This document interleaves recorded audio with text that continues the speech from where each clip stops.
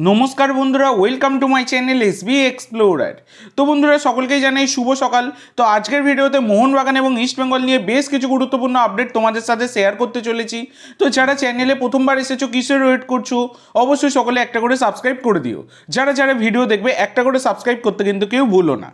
तो बंधुरा जे आपडेटटा दिये शुरू करब सेटा हच्छे गतकालके कयेकजन मीडिया थेके दाबी करा हयेछिलो जे मोहनबागान नाकि 27 बछर बयसी जापानी सेंटर फरवार्डेर प्लेयार इउमा सुजुकी साइन कराते चाइছে। तो এই ইউমা সুজুকিকে কিন্তু সামার ট্রান্সফার উইন্ডোর সময় মোহনবাগান দলে নিতে চেয়েছিল।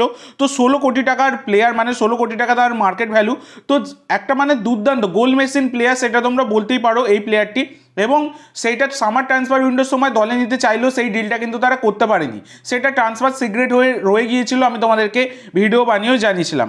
তবে বর্তমানে দাঁড়িয়ে যে আপডেটটা অনেক জায়গা থেকে দাবি করা হচ্ছিল যে ইউমা সুজুকি নাকি মোহনবাগানে আসতে পারেন, মোহনবাগান নাকি আবার তার সাথে কথাবার্তা শুরু করেছে। তো তোমাদেরকে বলে দিই বন্ধুরা, এই খবরটা কিন্তু বর্তমানে দাঁড়িয়ে কোনো রকম অস্তিত্ব নেই। মোহনবাগান ম্যানেজমেন্ট কিন্তু ইউমা সুজুকির ওপর কোনো রকম ইন্টারেস্ট বর্তমানে দাঁড়িয়ে দেখাচ্ছে না। এরপর তোমাদের যে আপডেটটা দিতে চলেছি সেটা হচ্ছে মোহনবাগানের নতুন বিদেশি নিয়ে।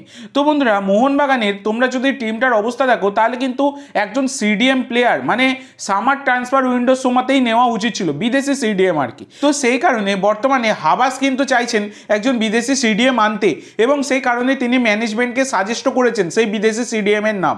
এবার ব্যাপার হচ্ছে সেই স্প্যানিশ সিডিএম মানে তিনি স্পেনের আর কি। তো সেই স্প্যানিশ সিডিএম তাকে কিন্তু আনতে চাইছে মোহনবাগান ম্যানেজমেন্ট। দেখো তিনি প্রপার সিডিএম নয়, সিবি কাম সিডিএম এই রকম প্লেয়ার, মানে সেন্টার ব্যাকেও খেলতে পারেন এবং সিডিএম পজিশনেও খেলতে পারেন। তো এই প্লেয়ারটির সাথে কিন্তু অলরেডি আলোচনা শুরু করে দিয়েছে মোহনবাগান ম্যানেজমেন্ট, যদিও তার নাম কিন্তু এখনো জানা যায়নি। যদিও শুধু একজন বিদেশি না, আর একজন বিদেশি, টোটাল দুজন বিদেশি আনতে চাইছে মোহনবাগান ম্যানেজমেন্ট, যার মধ্যে কিন্তু এই স্প্যানিশ সিবি কাম সিডিএম এই প্লেয়ারটিও রয়েছে। এরপর তোমাদের যেটা জানাবো সেটা হচ্ছে এই সিডিএম প্লেয়ার যদি আসে তার মানে এখান থেকে কার্যত তোমরা বুঝতেই পারছো যে জনি কাউকোর বিদায় কিন্তু ঘটে গেছে। মানে এই জানুয়ারি উইন্ডোতেও যে হাবাসের হাত ধরে জনি কাউকো ফিরতে পারেনি এরকম সম্ভাবনাও অনেক বেরিয়ে এসেছিল, তবে সেই সম্ভাবনা কার্যত আর কিছুই হচ্ছে না। যেরকম যা বোঝা যাচ্ছে যে হাবাসের সাথে কিন্তু ফিরছেন না জনি কাউকো।